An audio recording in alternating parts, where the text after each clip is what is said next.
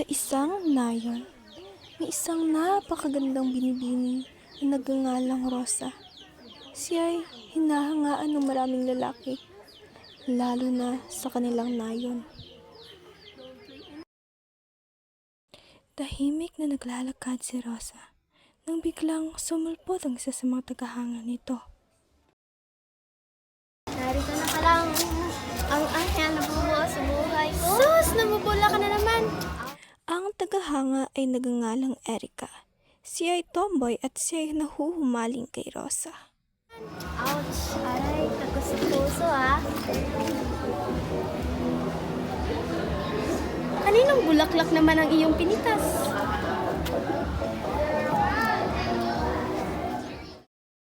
Ay nako, sino na naman ang pumitas ng bulaklak ko dito? Nalilindikan talaga sa kanya. Ako yung mauna na, naalala ko yung sinain. Isang araw, nang makauwi si Rosa, ay minadatnan siyang iba. Niyang nakita ay si Pablo, isa sa tagahanga nito. Mas nakakagulat ay kausap ni Pablo ang mga magulang ni Rosa.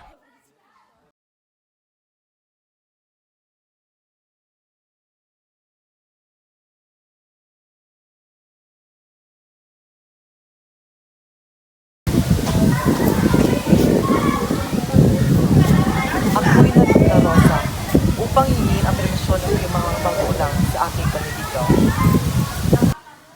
Sa panliligaw na iyon ay marami ang nangyari. Mga pangyayari na bumihag ng puso ni Rosa at nagpahulog sa kanya ng tuluyan.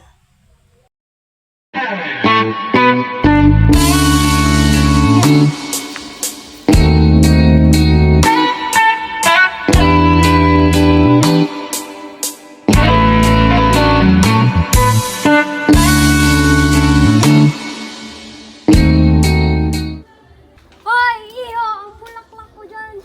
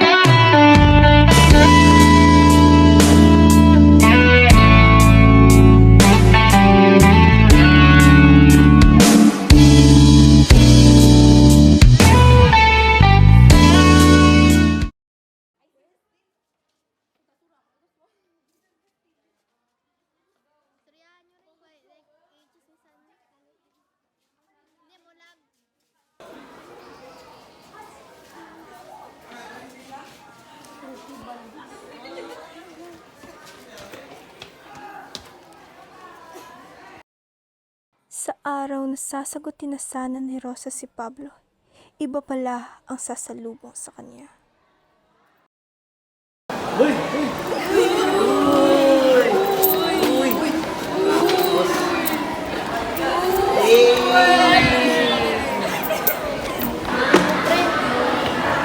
Pablo ba? Alam din ang gusto ka yan. Gusto mo ba? Alam gusto yan. Panalo ko sa pastahan at yung makukuha ni Pablo yan si Rosa. Akala ko talaga, ayaw yung friend. Sayang 200. Tigilan nyo nga ako.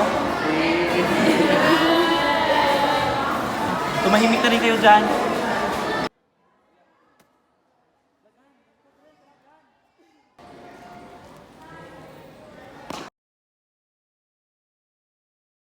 Na, wala pa si Rosa. Wala pa siya dito?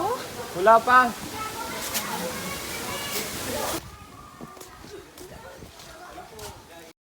Tumakbo lang ng tumakbo si Rosa sa isang lugar na tila walang katapusan.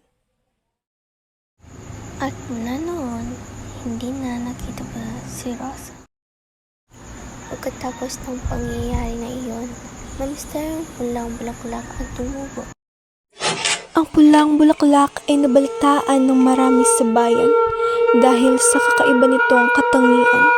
Ngunit sa magulang at kay Pablo, kinikilala nila ang bulaklak na iyon bilang rosas dahil nire-representa nito si Rosa na may mapupulang mga pisngi.